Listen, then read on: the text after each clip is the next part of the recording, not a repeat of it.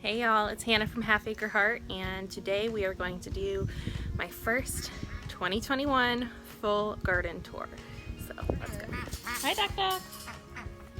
And then over here we have lots and lots of flowers. I have zinnias, that is a dahlia, and then this is all coxcomb. And this is my first year growing flowers from seed, so hopefully it goes well. And then over here we have just some sunflowers, and then I put some melon over here, and then the other side is just the same thing, except for I think this one has some sugar daddy snap peas as well. Alright, so not a plant or anything, but I have these lovely harvester ants that will not leave. And I've tried for Saturday lime, they don't care. And I don't want to use any pesticides because it's right next to my garden that I'm going to be eating. So right now we're just coexisting, except yesterday I got bit by one and they really hurt, like really bad. It doesn't just itch like a normal red ant. It hurts and it lasts for hours. So if y'all have any advice on how to get rid of them, let me know. Over here we have okra that all the ducks really want to eat. Like they did this one. I'm pretty sure Walter did that. I think he's the only one that can reach. Yeah, I'm calling you out, Walter. But we have a few more, and I'm growing it in a few different ways. So this is my no dig bed with just cardboard underneath and soil on top. And then I have a couple in grow bags, and then over in that corner I have some that are I just put straight in the ground. We have really sandy soil, and okra's not really supposed to care, so we'll see which one works best. And my big sunflowers. I have mammoth and skyscraper sunflowers for my big ones in here, and then I have some other varieties that are smaller for cut flowers. And then this is my hot peppers patch. I have the ones over here are Buena Mulata, and then these ones are Pinio peppers, I think is what they're called. They're yellow and they're little. They're not too spicy because I don't like super spicy foods, but we'll definitely be using those in some salsa and just roasted. And then we have my peppers. Over here I have my mild and sweet peppers. I have some Cubanelle, California Wonder peppers, and then banana peppers. So these two I got as starts from a neighbor down the road, and then I have, this is a start that I put in. This is a leftover California Wonder pepper, and then I have some banana peppers that I directly sowed that are popping up. So these already have so many flowers. So we should have banana peppers for our first spring harvest. This beautiful flower here is called spiderwort, and I did not plant this here. This is a wildflower. However, the entire thing is edible, and the sap from it is also supposed to be good for treating bug bites. So it gets to stay. Some of the other weeds will not. But this one is just really gorgeous. There's a bunch of them all over. Little baby melons popping up. These ones are sugar baby watermelons. And then next to it, I have teddy bear sunflower that should be showing off here in just a little bit, a couple more weeks. And then random flower that I don't remember what I planted, and some more of my large sunflowers. I'll probably have to remove one because I have 1, 2, 3, and it's just too many in this little area. I have another dahlia. In all of my beds I have flowers with my vegetables. So I have a whole strip of flowers, more celosia, dahlia, zinnia, and my sunflowers. Oh, and marigolds. These will be popping open anytime soon. And then over here I have my 3 Brad's Atomic Grape tomato plants. They are already getting their little buds. They just haven't opened up just yet. So we should have some grape tomatoes very soon. And I know everyone has their own opinion on how to grow tomatoes. There's so many different ways and techniques to get your best harvest out of your tomatoes. I'm in zone 9A in Florida, North Florida, so it's really hot, it's really humid. I mean, already it is. Today is a more mild day and it's in the 80s. And it is April 20th, so we're not even close to like the height of the heat. So personally, what I like to do with my tomatoes is to heavily prune them just to get that airflow going through. And prune off all the little suckers. You can see everything down here I have removed on all of them. This one I didn't do a great job because you can see it has 2 main stems. It's not the end of the world, it's fine. However, I still do have the airflow because of removing all of the other branches and any suckers from this one.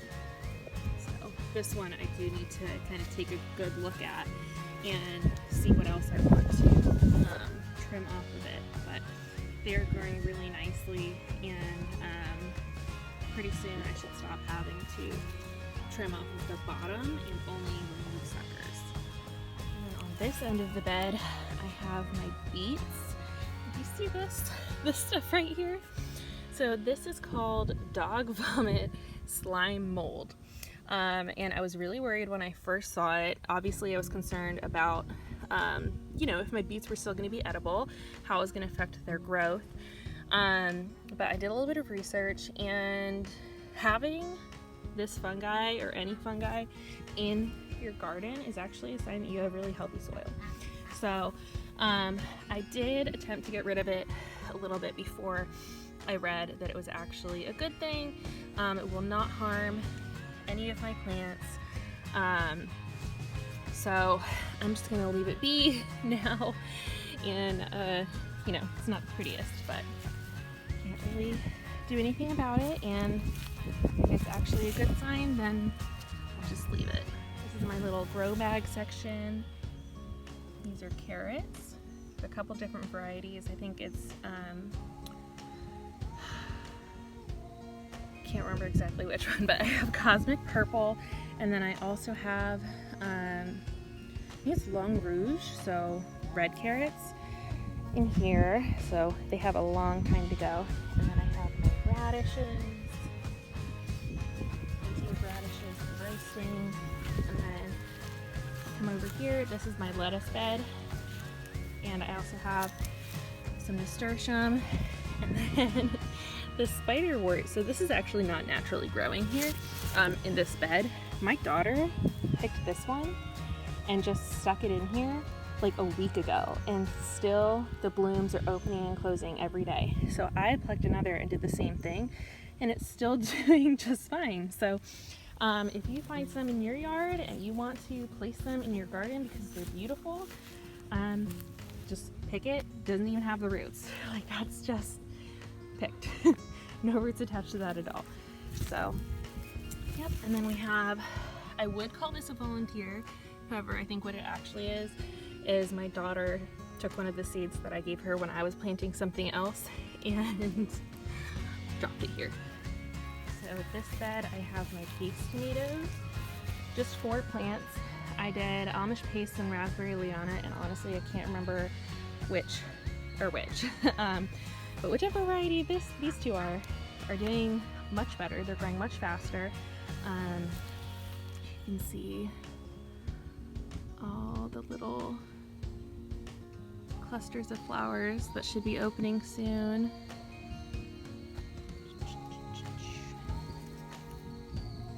And I've already started tying them to the trellis. And then same thing as my Brad's Atomic Grape tomatoes.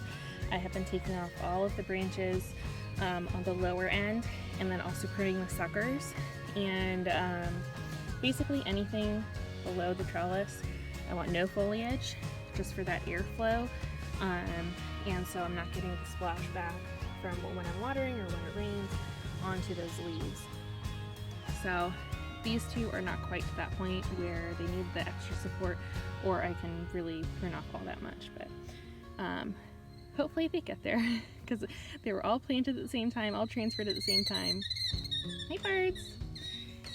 I also have some basil interplanted with the tomatoes. Another spiderwort that I plopped in here. And then some alyssum. This is the only thing that has actually bloomed so far. And man, does alyssum just take over everything. So alyssum, and then another strip, just like the other bed of flowers. This one is gonna be spiderwort, alyssum, zinnias, and then nasturtium. And then I have a row of marigolds behind the tomatoes. And then on this side are cucumbers. I don't know if you can see. That one's gonna be popping up soon. Should be a couple more. Yep, that's one. And there's one or two more in there. And then on this side I have my squash and zucchini. I'm not huge on summer squashes, but I don't have the room for the winter squash right now. So that'll be next year that we do winter squash. I eat much more winter squash than I eat summer squash. This is my favorite part, and I cannot wait until all of the arches are just covered in climbing vines from all the beans and melon and cucumber. Over here we have red silk beans. This plant is doing wonderfully, is climbing very well. And then these two, this one right here and then this one, I planted at the same time as the other one, and they're just not doing great. So I went ahead and I planted 3 more. That one is, I mean, it only has 2 true leaves so far, but it is growing much more rapidly than this one. So I will probably take this one and this one out. And then I also went ahead a few days ago and put this one in and this one. So I think I will rip out this one and that one. I think they're just too stunted, and let the other ones kind of take over. So I'll have 4 bean plants on that side, and then I have another section of flowers in this bed. Lots of different flowers in this one. I have snapdragons. So I'm pretty sure this one is a zinnia, and then these two, I'm not entirely sure. This is a baby basil. I'm not sure what this one is, or these honestly. Then I have some more marigolds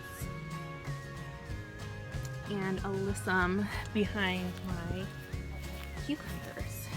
So I have 2 larger cucumbers that I wasn't sure if they were going to do okay, because we did get a drop in temperature, and it definitely stunted them, but they're coming back pretty well.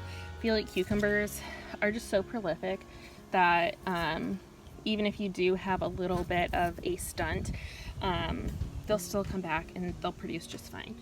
And then I have one more that I planted over there, and these 3 plants on one trellis should be more than enough. We're going to eat them raw. These are, I believe they're Boston pickling cucumbers.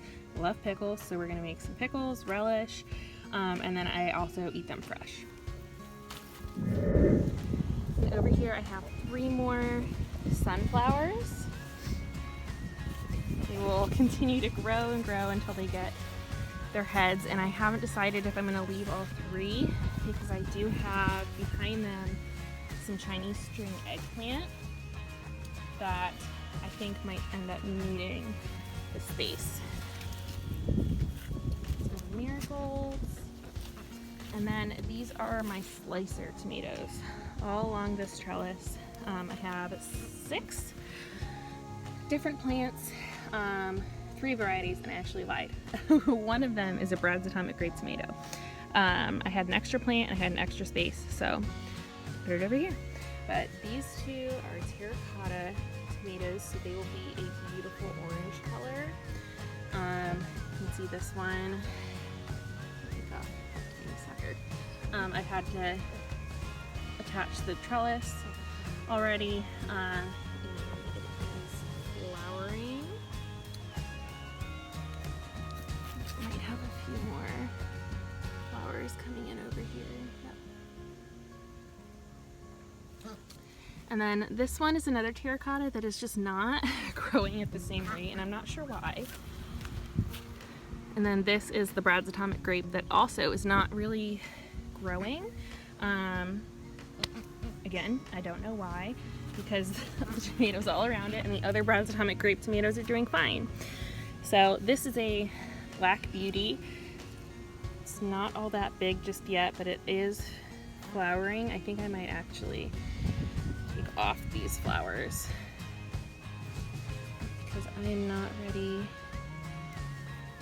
for it to produce yet. I want it to be a little bit bigger, have a little bit more to it before it starts focusing on fruit.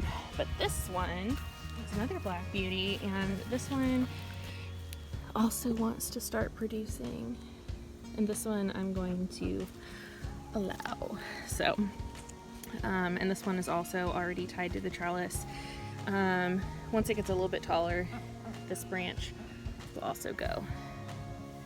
Hey guys, what are you doing? I know, we need to make you a ramp so you can get in there, huh? Next week, I promise. We're actually getting 3 more ducks next week, ducklings, and I'll make a whole video on ducklings because these ones are going to be so much easier to brood than my original 4, just because it's so much warmer out, so they don't have to be inside or under heat for as long. Ducks, I mean, they already don't have to be under heat for all that long just because they feather out so much quicker and they have such a higher fat content than chickens do. So, all right, last but not least is the peach tree. Got some good peaches going on. They're not nearly to size or ripe enough yet, but they're definitely getting there. And this is what my husband is most excited for. This and okra is like the only thing he cares about coming out of the garden. So, and I think we'll get a lot more than we did last year. I think last year we only got 4 viable fruits from our peach tree. Last year was the first year that we had it. And this year, I mean, honestly, it's not even that much bigger. I did a lot of pruning after season was over, and haven't refertilized it except for to put some old used duck bedding on it. But it is doing great. Thank you so much for joining me on my first garden tour of 2021. I'll be doing these every week, so make sure that you like and subscribe so that you can get filled in, all the notifications, all that. And also follow me on Instagram because that's where I'll have all my daily content, lots of ducks on my Instagram. But it's just been so much fun, and I'm looking forward to what happens with my garden this year and all of the great harvests that we will have. If you want to tell me about what you're growing this season, I would love to hear, so make sure you leave a comment.